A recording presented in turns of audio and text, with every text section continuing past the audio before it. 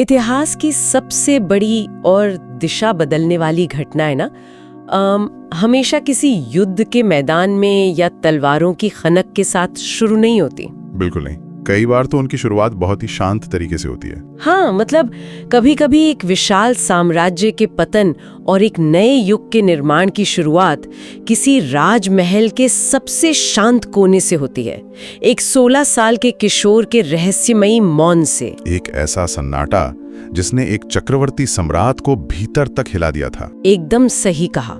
और आज की इस गहरी चर्चा में हम उसी बिंदु का विश्लेषण करेंगे जहां सत्ता, असीम समर्पण और एक महान योद्धा के भीतर उठ रहे वैराग्य का एक बहुत ही खतरनाक और अद्भुत संगम होता है। और हाँ, आगे बढ़ने से पहले ये बताना बहुत जरूरी है कि आप जो भी विचार सुन रहे हैं वो राकेश कुमार श्रीवास्तव सारथी जी की कलम से निकले हुए हैं। बिल्कुल।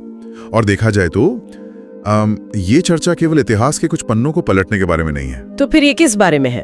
एक ऐसी मनोवैज्ञानिक यात्रा है जो हमें ये समझाती है कि जब कोई व्यक्ति बाहरी दुनिया की चकाचौंध से कटकर अपने भीतर के अंधकार और शून्यता का सामना करता है तो उसका प्रभाव सिर्फ उस पर नहीं पड़ता।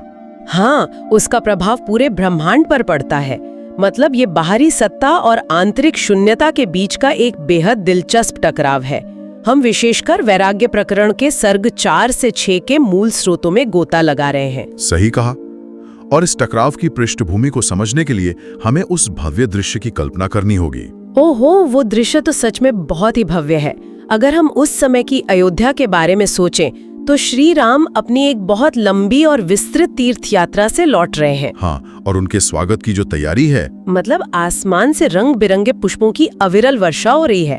अयोध्या की हर सड़क, हर छत पर सिर्फ हर्षोल्लास है। वाल्मीकि जी के शब्दों का अगर हम यहाँ संदर्भ लेना तो श्री राम का अपने महल में प्रवेश करना कोई साधारण घटना नहीं थी। बिल्कुल नहीं। ये वैसा ही था जैसे देवराज इंद्र के पुत्र जयंत अपने स्वर्गीय भवन में प्रवेश करते हैं, एक असीम तेज और एक विजयी मुस्कान के साथ। और दरबार का जो माहौल है वो पूरी तरह से खचाखच भरा हुआ है। श्री राम अपनी तीर्थ यात्रा के अनुभव साझा कर रहे हैं। हाँ, वे बता रहे हैं कि उन्होंने बाहरी दुनिया में क्या देखा।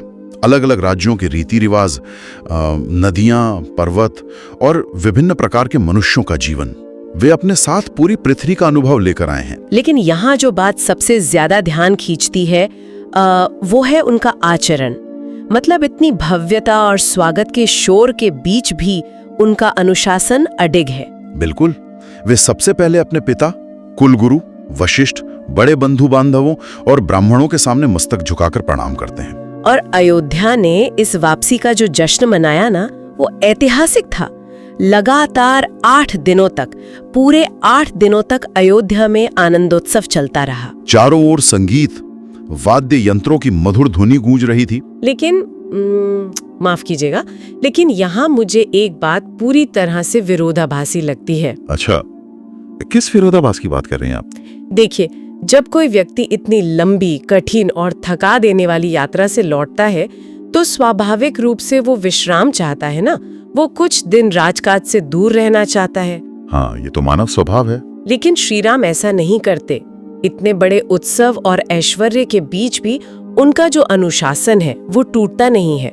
वे प्रतिदिन प्रातःकाल उठते हैं, विधि पूर्वक स्नान करते हैं और संध्योपासन करते हैं। देखिए, यहाँ संध्योपासन शब्द को थोड़ा गहराई से समझना जरूरी है। संध्या का अर्थ केवल शाम नहीं है। तो इसका असल अर्थ क्या है? यह 2 समयों के मिलने का बिंदु है, जैसे रात और दिन का मिलन या दिन और रात का मिलन। और उपासना का अर्थ है उसके करीब बैठना। मतलब ये एक तरह का ट्रांजिशन है। एकदम सही। मनोवैज्ञानिक दृष्टिकोण से देखा जाए तो संध्योपासन एक संक्रमण काल का प्रतीक है। श्रीराम का ये कठोर अनुशासन केवल एक दिनचर्या नहीं थी, यह इस बात का संकेत था कि वे स्वयं एक बहुत बड़े आंतरिक संक्रमण से गुजर रहे थे। अच्छा, मतलब वो बाहरी उत्सवों में मौजूद जरूर थे, लेकिन उनका मन एक अलग ही दिशा में यात्रा कर रहा था। बिल्कुल। उनका शरीर अयोध्या में था, लेकिन उनकी चेतना कहीं और थी। ये तो बिल्कुल वैसा ही है जैसे कोई व्यक्ति किसी बहुत बड़े रॉक कॉन्सर्ट के बीचों बीच खड़ा हो। हाँ, चारों तरफ कान फाड़ देने वाला शोर हो। हाँ, संगीत बज रहा हो, लेकिन उसने नॉइज कैंसलिंग हेडफोन्स पहन रखे हो। और वो भीतर एक गहरा रहस्यमयी सन्नाटा सुन रहा हो। श्रीराम बाहरी दुनिया से पूरी तरह कट चुके थे। वे राजसभा में जाकर अपने पिता के दर्शन करते, गुरु वशिष्ठ के साथ बैठकर एक पहर तक कथा वार्ता सुनते, लेकिन ये सब बहुत ही यांत्रिक लग रहा था। और मुझे लगता है यही अनुशासन आगे चलकर उनके उस वैराग्य की नींव बनता है। बिल्कुल, उनका शरीर अयोध्या के मखमली गद्दों पर था, लेकिन उनकी चेतना अभी भी उन तीर्थों की धूल, जीवन की नश्वरता और संसार के खालीपन में उलझी हुई थी। और यहीं से इस भव्य उत्सव का संगीत धीरे धीरे एक भारी और बेचैन करने वाले सन्नाटे में बदलने लगता है। समय थोड़ा आगे खिसकता है। श्री राम की आयु अब 16 वर्ष से कुछ ही कम है। हाँ, एक तरफ भरत अपने ननिहाल में है और शत्रुघ्न तथा लक्ष्मण निरंतर श्री राम की परछाई बने हुए हैं, और महाराज दशरथ जो इतना महान साम्राज्य चला रहे हैं, वे मंत्रियों के साथ बैठकर पुत्रों के विवाह की योजनाएं बनाने लगते हैं, जो कि एक पिता का सबसे स्वाभाविक सपना होता है। लेकिन इसी बीच महल में एक अजीब सी खामोशी छाने लगती है। श्री राम दिन प्रतिदिन कृश होते जा रहे हैं। यहाँ कृश होने का अर्थ सिर्फ शारीरिक रूप से कमजोर होना या वजन कम होना नहीं है। तो फिर आध्यात्मिक ग्रंथों में इसका क्या अर्थ होता है? देखिए, जब चेतना शरीर से उचटने लगती है, जब प्राण ऊर्जा सांसारिक मोह से कटकर भीतर की ओर सिकुड़ने लगती है, तो शरीर अपनी चमक और घनत्व खोने लगता है। श्री राम भीतर ही भीतर किसी गहरे विचार में गल रहे थे। ये दृश्य राजसभा की भव्यता से हटकर अब एक बहुत ही व्यक्तिगत और लगभग दर्दनाक क्षण पर आ टिकता है। महाराज दशरथ जो पूरी पृथ्वी का पालन कर रहे हैं, वो एक पल के लिए सिर्फ एक चिंतित और असहाय पिता बन जाते हैं। और वो श्री राम के पास आते हैं। हाँ, और अत्यंत स्नेह भरी वाणी में पूछते हैं, बेटा, तुम्हारे मन में कैसी बड़ी भारी चिंता पैदा हो गई है? देखा जाए तो दशरथ का ये प्रश्न एक गहरे अज्ञान को भी दर्शाता है। अज्ञान? वो कैसे? वे ये समझ ही नहीं पा रहे हैं कि जिस पुत्र के पास संसार का हर ऐश्वर्य है, उसे किस बात की कमी हो सकती है। सत्ता अक्सर ये मान लेती है कि भौतिक सुख ही खुशी का अंतिम पैमाना है। बिल्कुल सही कहा। और यहीं पर स्रोत में एक अत्यंत महत्वपूर्ण विवरण है जो पूरी कहानी का मनोविज्ञान बदल देता है। वो क्या? जब महाराज दशरथ ये प्रश्न पूछते हैं ना, तो श्री राम बहुत ही शांत स्वर में कहते हैं, पिताजी, मुझे कोई कष्ट नहीं है। और इतना कहकर वे चुपचाप अपने पिता दशरथ के चरणों के करीब बैठ जाते हैं। लेकिन जब एक पिता इतने व्यक्तिगत और भावुक क्षण में अपनी पूरी सत्ता भूलकर एक चिंतित पिता की तरह पूछ रहा है कि बेटा तुम्हें क्या चिंता है, वहां सारे राजसी प्रोटोकॉल टूट जाते हैं। हाँ, ये तो है। अगर ये कोई सामान्य डर या उदासी होती तो एक किशोर स्वाभाविक रूप से सुरक्षा खोजने के लिए पिता के गले लगता। बिल्कुल, लेकिन चरणों के पास बैठना ये पूर्ण समर्पण, असीम श्रद्धा और शिष्या भाव का प्रतीक है। ओहो, मतलब श्री राम बिना कुछ कहे ये संदेश दे रहे थे कि मेरी समस्या सांसारिक नहीं है जिसे आपकी सत्ता सुलझा सके। एकदम सही। वे एक बहुत गहरी मनोवैज्ञानिक दूरी बना रहे थे। ये सचमुच झकझोर देने वाला है। एक पिता के लिए ये देखना कि उसका बेटा सम्मान तो कर रहा है, लेकिन भीतर ही भीतर बहुत दूर जा चुका है, ये बात दशरथ को और भी बेचैन कर देती है। और इसीलिए वे राज्य के सबसे बड़े ज्ञानी गुरु वशिष्ठ जी के पास जाते हैं और पूछते हैं कि श्री राम इतने खिन्न क्यों हैं। और यहाँ महर्षि वशिष्ठ की प्रतिक्रिया बहुत कुछ कह जाती है। वो कहते हैं, श्रीमन, इसमें कुछ कारण है, किंतु इसके लिए आपके मन में दुख नहीं होना चाहिए। वो सब कुछ जानने वाले गुरु हैं। लेकिन एक बात बताइए, वशिष्ठ जी दशरथ को पूरी बात क्यों नहीं बताते? वे सीधे ये क्यों नहीं कहते कि राम वैराग्य की ओर जा रहे हैं? क्योंकि वशिष्ठ जी वे भविष्य को भांप चुके हैं। मतलब वे जानते थे कि राम का ये खालीपन किसी बहुत बड़े उद्देश्य के लिए तैयार हो रहा है। बिल्कुल। अगर वे दशरथ को बता देते तो दशरथ एक पिता के मुंह में उस प्रक्रिया को रोकने की कोशिश करते। वशिष्ठ जी उस मौन को पकने देना चाहते थे। एक तरफ महल के इस एकांत कक्ष में ये रहस्यमय सन्नाटा और गहरी चिंता अपना जाल बुन रही है, और ठीक उसी समय कहानी में एकदम से एक भयंकर ऊर्जा का विस्फोट होता है। राजद्वार पर अचानक एक हलचल मच जाती है। हाँ, पहरेदार बुरी तरह घबराए हुए दौड़ते हैं और छड़ीदार के पास पहुंचते हैं। ये कितना अद्भुत विरोधाभास है ना। भीतर एक शांतिपूर्ण लेकिन गहरा वैराग्य जन्म ले रहा है, और बाहर एक प्रचंड ज्वलंत तपस्या ने राजद्वार पर दस्तक दी है। बिल्कुल। और छड़ीदार हाफता हुआ सभा मंडप में पहुंचता है, जहां महाराज दशरथ राजाओं की मंडली से घिरे हुए हैं। और छड़ीदार जो सूचना देता है वो शब्दों से खींचा गया एक जादुई चित्र है।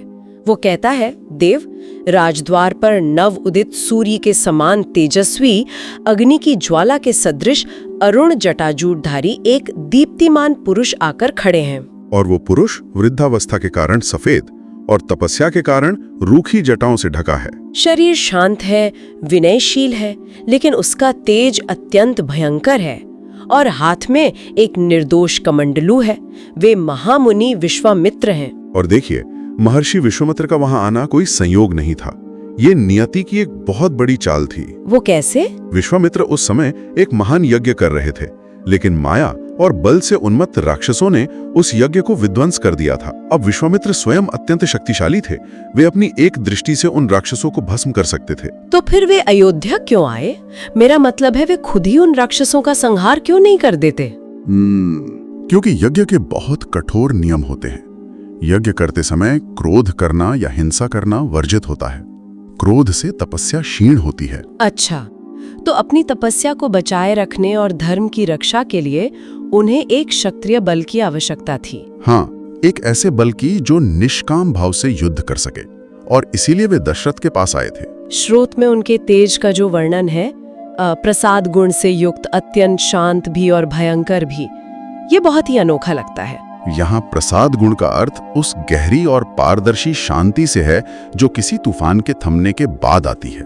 विश्वामित्र के भीतर क्रोध की अग्नि थी, लेकिन बाहर तपस्या की असीम शांति। और अब राजसभा में जो होता है, वो भारतीय राजनीतिक और आध्यात्मिक इतिहास का सबसे हैरान करने वाला दृश्य है। इसे हम सत्ता का दशरथ प्रोटोकॉल कह सकते हैं। वो दृश्य वाकई रोंगटे खड़े कर देने वाला है। जैसे ही विश्वामित्र के आगमन की सूचना मिलती है, राज शिरोमणि दशरथ क्या करते हैं? वे यह नहीं कहते कि ऋषि को भीतर आदर सहित ले आओ। वे कोई दूत नहीं भेजते। बिल्कुल नहीं। सूचना सुनते ही मंत्रियों और सामंतों सहित वे तत्काल अपने सोने के सिंहासन से उठ खड़े होते हैं। एक चक्रवर्ती सम्राट वशिष्ठ और वामदेव के साथ उस ओर चल देते हैं जहां महामुनि खड़े हैं। ये दृश्य हमें ये समझाता है कि प्राचीन काल में सत्ता का असली स्वरूप क्या था। राजनीतिक सत्ता, जिसे हम राजदंड कहते हैं, वो हमेशा आध्यात्मिक चेतना यानी ब्रह्मदंड के अधीन मानी जाती थी। और वे राजद्वार पर पहुंचते हैं। हाँ, मुकुट मंडित मस्तक वाले राजा दशरथ झुकते हैं। वे मुनि के चरणों में प्रणाम करते हैं और विश्वामित्र उन्हें अर्घ्य निवेदन स्वीकार करने के बाद वैसे ही आशीर्वाद देते हैं जैसे सूर्यदेव इंद्र का करते हैं। और जब वे सब राजसभा में बैठते हैं तो कहा जाता है कि उनके संपर्क से पूरे दरबार का तेज बढ़ गया। कहते हैं, विप्रवर, पहले आप राजर्षि कहे जाते थे, किंतु तपस्या ने आपको ब्रह्मर्षि बना दिया है। मेरा मतलब है, आप मेरे परम देवता हैं। यहाँ राजर्षि और ब्रह्मर्षि के बीच के अंतर को समझना भी बहुत दिलचस्प है। राजर्षि वो होता है जो राजा होते हुए भी ऋषियों जैसा जिए, जो भौतिक दुनिया में रहते हुए आध्यात्मिक ऊंचाइयों को छुए। लेकिन ब्रह्मर्षि वो है जिसने ब्रह्मांड के सर्वोच्च सत्य को जान लिया है और जिसका भौतिक मोह पूरी तरह से खत्म हो चुका है। मतलब विश्वामित्र ने एक राजा से अपनी यात्रा शुरू की थी और घोर तपस्या के बाद वे ब्रह्मर्षि बने थे। दशरथ उनके इसी सफर को नमन कर रहे थे। बिल्कुल। लेकिन देखिए, यहाँ एक बहुत बड़ा सवाल खड़ा होता है। दशरथ का ये सम्मान एक तरफ है, लेकिन इसके बाद दशरथ जो कहते हैं वो सच में समझ से परे हैं। आप उनके वचन की बात कर रही हैं? हाँ, विश्वामित्र ने अभी तक ये नहीं बताया है कि वे क्यों आए हैं। उन्होंने कुछ भी नहीं मांगा है। फिर भी दशरथ बिना सोचे समझे एक झटके में कह देते हैं, मुनिवर, आप जिस प्रयोजन से यहाँ पधारे हो उसे आप सिद्ध हुआ ही समझिए। मैं आपका सारा कार्य पूर्ण करूंगा। ये एक बहुत ही असाधारण घोषणा थी। एक चक्रवर्ती सम्राट एक मुनि को ब्लैंक चेक कैसे दे सकता है? क्या यह उनकी सत्ता का अहंकार नहीं था कि मेरे पास सब कुछ है, मैं कुछ भी दे सकता हूँ? या फिर ये किसी तरह का राजनीतिक दबाव था? यही तो पेंच है। ये अहंकार और समर्पण के बीच की एक बहुत बारीक रेखा है। दशरथ एक ऐसे सम्राट थे जिन्हें कभी किसी चीज की कमी नहीं रही। वे सोचते थे कि वे कुछ भी दे सकते हैं, धन, राज्य, सेना। तो यह उनका आत्मविश्वास था, जिसे अहंकार भी कहा जा सकता है। लेकिन साथ ही ये उस आध्यात्मिक व्यवस्था के प्रति अंधा विश्वास भी था, जहां माना जाता था कि एक ब्रह्मर्षि कभी कुछ अनुचित नहीं मांगेगा। लेकिन दशरथ ने तो अपने सबसे बड़े मोह यानी अपने पुत्रों को सुरक्षित रखने के लिए विवाह की योजनाएं बनाई थी ना? बिल्कुल। और उन्होंने जो ये ब्लैंक चेक विश्वामित्र को दिया, वो वचन उनके पूरे जीवन को दांव पर लगा देता है। क्या दशरथ को रत्ती भर भी अंदाजा था कि विश्वामित्र उनके 16 साल के उस बेटे को मांगने वाले हैं जो खुद वैराग्य के अंधेरे में डूबा हुआ है? बिल्कुल नहीं। दशरथ ये जानते थे कि विश्वामित्र जैसे आत्मज्ञानी के सामने दी गई वस्तु ही सार्थक होती है, लेकिन वे ये नहीं जानते थे कि इस समर्पण की कीमत उनके अपने प्राण होंगे। और यही इस कथा का सबसे रहस्यमयी और विचलित करने वाला मोड़ है। जैसे जैसे हम इस पूरे परिदृश्य को देखते हैं ना, एक अजीब सी सिहरन पैदा होती है। दोनों तरफ एक अलग ही तरह का तूफान उठ रहा था। हाँ, एक तरफ महल के भीतर एकांत में 16 वर्ष के श्रीराम के मन में गहरा वैराग्य जन्म ले रहा है। वे सांसारिक मोह और राजकाज से कटकर पिता के चरणों के पास एक मौन में बैठे हैं। और ठीक उसी समय दूसरी तरफ राजसपरा में उनके पिता महाराज दशरथ ने एक ऐसा वचन दे दिया है, एक ऐसा अंधा समर्पण कर दिया है जिसके युग परिवर्तक परिणामों से वो पूरी तरह अनजान है। दोनों ही दिशाओं में एक पुराने युग का अंत और एक नए युग की शुरुआत हो रही है। यही तो इस महाकाव्य की असली गहराई है। ये केवल एक राज्य या एक परिवार की कहानी नहीं है। हाँ, ये मनुष्य की चेतना, उसके मोह, उसके वैराग्य और नियति के खेल की कहानी है। बिल्कुल। तो इस पूरी गहरी चर्चा के बाद एक बहुत ही गूंजता हुआ सवाल पीछे छूट जाता है। महाराज दशरथ जो अपने सबसे प्रिय पुत्र के विवाह के सुनहरे सपने बुन रहे थे, उन्होंने बिना सोचे समझे उस परम ज्ञानी महर्षि को अपना सब कुछ सौंपने का वचन दे दिया। जब एक पूर्ण सत्तावान राजा और एक परम ज्ञानी ऋषि आमने सामने होते हैं, तो जो संकल्प लिए जाते हैं वे केवल एक राज्य का नहीं बल्कि पूरे ब्रह्मांड का भविष्य तय करते हैं। पर क्या उनका वो ब्लैंक चेक ही उस महान महाकाव्य की असली शुरुआत था? क्या सत्ता के इस अंधे समर्पण ने ही उस चिंगारी का काम किया जिसने रामायण की अग्नि को प्रज्वलित किया? ये एक ऐसा प्रश्न है जिस पर जितनी बार विचार किया जाए हर बार एक नया अर्थ निकलकर सामने आता है। बिल्कुल। और इसी गहरे विचार के साथ आज की इस चर्चा को यहीं विराम दिया जाता है। एक अनदेखा वैराग्य और एक अनजाना वचन। अगली बार जब कभी कोई बहुत गहरा सन्नाटा महसूस हो तो विचार किया जा सकता है, क्या पता वो सन्नाटा किसी बहुत बड़े महाकाव्य की शुरुआत हो। नमस्कार, आप देख रहे हैं आध्यात्मिक जागरण चैनल सारथी टॉक्स, हमेशा आपके लिए।